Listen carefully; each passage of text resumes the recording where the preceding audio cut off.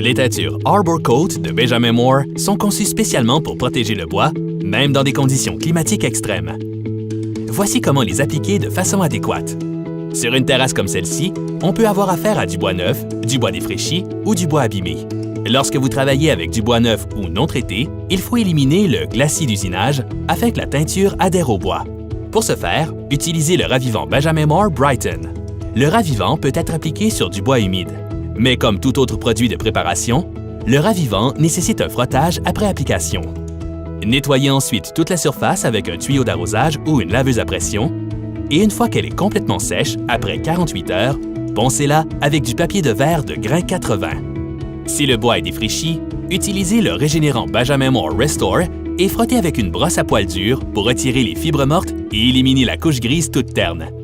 Si le bois est déjà recouvert d'une teinture qui pèle ou s'écaille, utilisez le décapant Benjamin Moore Remove pour se débarrasser de la vieille teinture et retrouver du bois sain.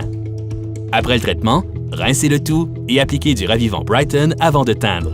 Cela permet de neutraliser le traitement et de restaurer la couleur naturelle du bois. Dans l'idéal, les terrasses doivent également être poncées avant de les teindre.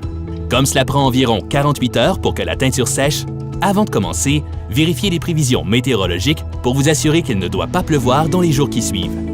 Faites un essai de la couleur sur un morceau de bois.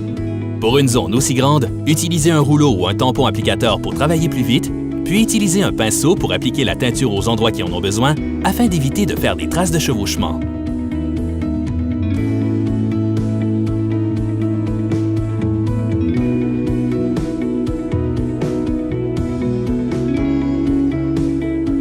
Les traces de chevauchement peuvent également apparaître si la teinture sèche trop vite, donc évitez de teindre au soleil si possible.